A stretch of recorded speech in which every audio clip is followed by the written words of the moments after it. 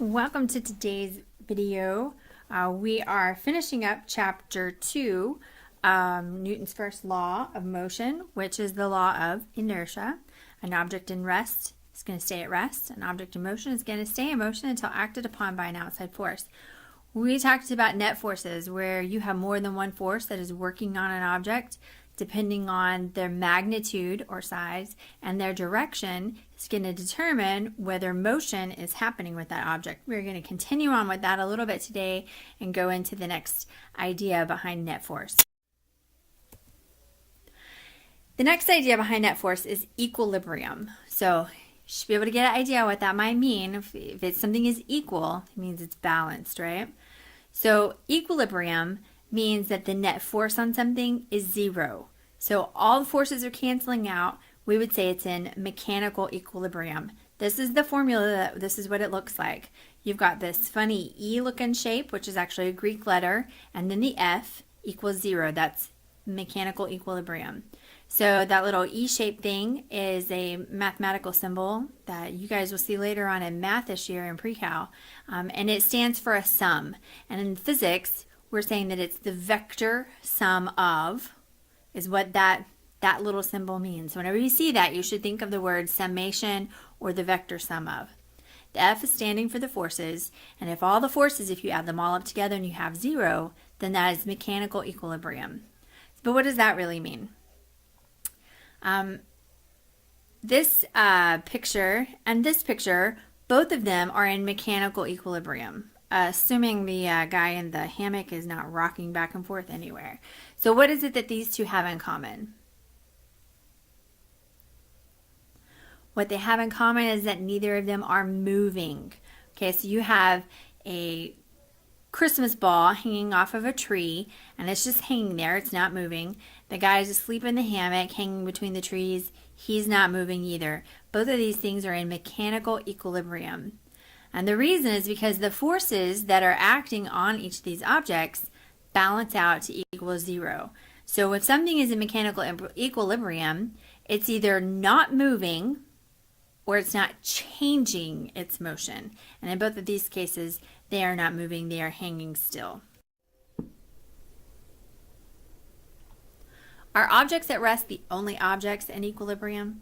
Obviously, an object at rest is in equilibrium, but is there any other way you can be in equilibrium besides being at rest?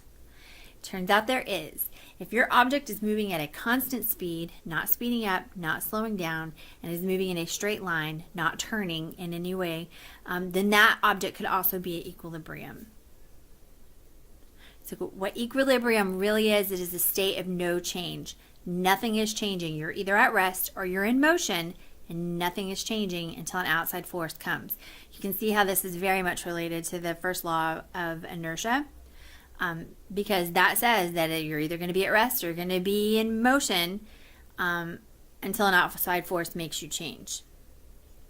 So objects at rest are called static equilibrium, and when an object is in motion, that is called dynamic equilibrium. Remember, it has to be a constant speed and it has to be a straight line. So, can an object under a single force be in equilibrium? I want you to think about that. Remember what the definition of equilibrium is. Your net force, all the forces combined, have to equal to zero. So if you only have one force, can it be a zero? No. So your net force has to be a zero. So we wouldn't call it a force at all if it was a force of zero. So here we have a strong guy, pretty proud of his muscles. He's got this big, huge box that he needs to move. We're going to decide in which scenarios he's in equilibrium and which ones he's not in equilibrium. So right now, is the crate in equilibrium? If so, what kind? Static or dynamic? And what might the forces be that are acting on that crate? In this exact picture right here where the kid is not pushing on it at all. So, is it in equilibrium? Yes. It is in static equilibrium, and the forces would be, you have your support force of the ground pushing up, and then you have gravity pulling down. The box is not falling, therefore the support force has to be the same as the gravity force, and therefore its net, force is 0, so he is in equilibrium. Right, so our big strong guy has decided he's going to push this crate across the floor to move it to another location. So the question remains, is this crate in equilibrium? If so, which kind? What are the forces acting on the crate?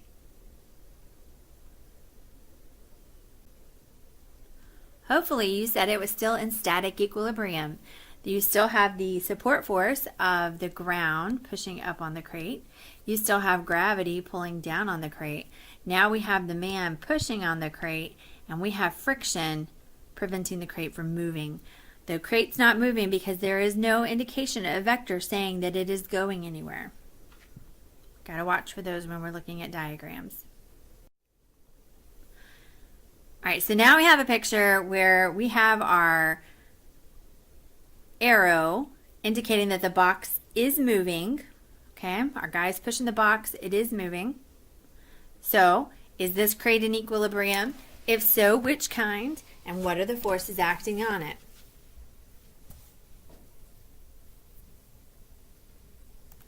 All right, in this case, the box could be in equilibrium. We need a little more information for this. If this box is moving at a constant velocity, then it is in dynamic equilibrium. If it is accelerating, if he started off going at 1 meter per second and then he speeds up to 1.5 meters per second and then he's running across the floor and he's pushing it at 2 meters per second, then it is not in equilibrium. Because remember, they have to be equal to 0 even if it's moving.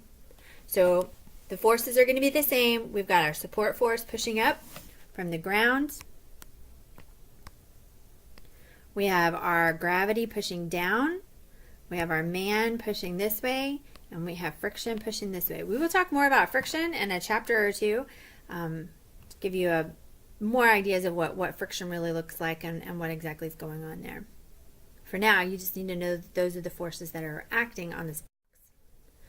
All right, so this is Burl. He's a painter. He has to use this scaffolding to get up on the tall buildings so that he can paint billboards and paint buildings and just do general maintenance work.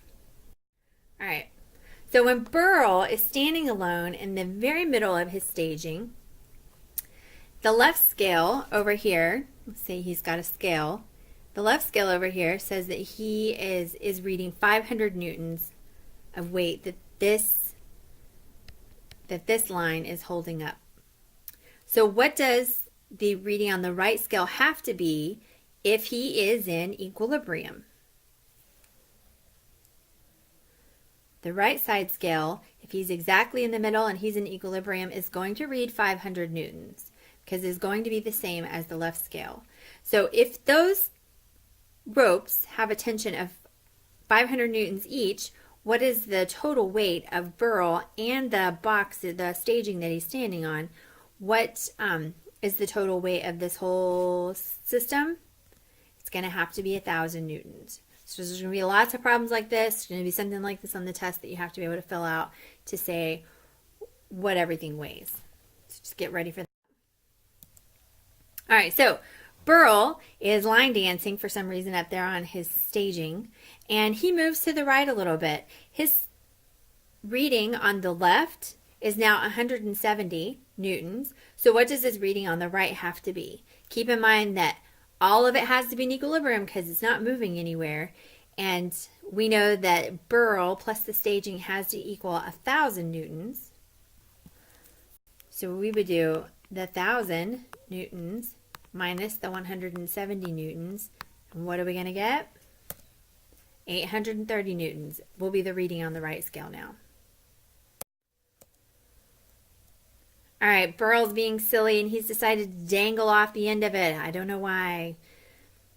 Maybe there was a bug and it flew past him and scared him and he jumped off the scale. So what will the reading on the right rope be now? That one's pretty easy. It has to be 1,000 newtons. So you see how in equilibrium, the two tension ropes have to be sharing the weight of Burl and the staging. All right, so now we have a different staging. We know that this part right here weighs 300 newtons. And it's going to support two painters. One of them is 250 newtons and the other is 300 newtons. And so all together, what is the staging weigh? We would do 300 plus 300 plus 250. So altogether our staging is going to weigh 850 newtons. If the reading on the left rope is 400 newtons, what is the reading on the right rope? It's going to be 450. So all of this is going to add up and equal all of this. That is mechanical equilibrium. All right, so let's consider a pair of forces, one having a magnitude of 20 and the other a magnitude of 12. What is the maximum force of these two forces? So if we're going to do the maximum force, we're going to be going in the same direction. So what are we going to do to our two forces? We're going to add them. So it'd be 20 newtons plus 12 newtons is 32 newtons. What is the minimum net force possible? So if the maximum is going the same direction, the minimum has to be going in opposite directions. In that case, we are going to subtract. So we'll have 20 newtons minus 12 newtons equals 8 newtons. All right, so this is Nellie, and she's hanging off of a pulley system here, off of two ropes. Her weight is evenly distributed on the two scales. So if we were to take a reading from her right hand, what would it say that it compares to her weight? So if she's evenly divided and she's in a mechanical equilibrium, the scale should be exactly half of her weight. All right, so we've got this guy weighing himself. He weighs 150 pounds standing on the bathroom scale. Bathroom scales, the way they work is that they have a sensor inside understanding the tension that is on it from the earth pulling down on the guy to read the support force that is necessary to hold him up. That's how it works.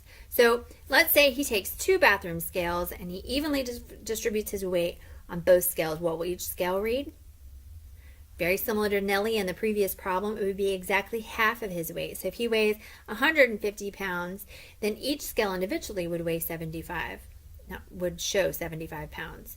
Well, what happens if you stand on the two scales with more of your weight on one foot than the other?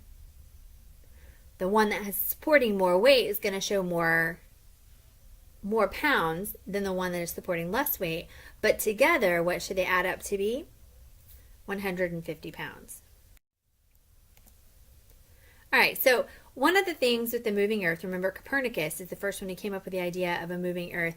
People had trouble believing it. Not only could not think of something that would make the earth move in order to be able to exert a force on it, but they figured if the earth was moving, and the way Copernicus figured it out, the earth is moving really, really fast. And if that's the case, then a bird flying wouldn't be able to catch a worm on the ground because the worm would be zipped away as soon as the bird took off from the tree, and he'd never be able to catch his food. So they really had a hard time thinking about that. But what they didn't understand is that the tree and the bird and the worm were all moving at the same speed as the earth. So right now, sitting in your room watching this video, you are moving really fast. You are moving as fast as the earth, and so is everything else in your room. So if you were to take your pencil and throw it in the air and then catch it again, it comes back down because your pencil is also moving at the same speed as the earth. If you flip a coin in a moving airplane, the coin is going to keep up with you. It's not going to fly against the people that are sitting behind you and like smash up against the back of the plane. An easy one to do is in the morning when you're riding your car, not if you're the one driving, but if you're riding in your car, is to throw something up in the air in your car. Your car is moving faster than the earth at this moment because it's moving across the earth. So if you throw a coin or a ball or something up in the air, it's going to come right back down and land where it was because the inertia of all of these things keep it moving at that same speed. We don't want to change our speeds. Right, your assignment for tonight is to click on the link and complete the quiz. You will need the notes from the previous video as well as this video to complete the quiz. Have a good evening. I'll see you later.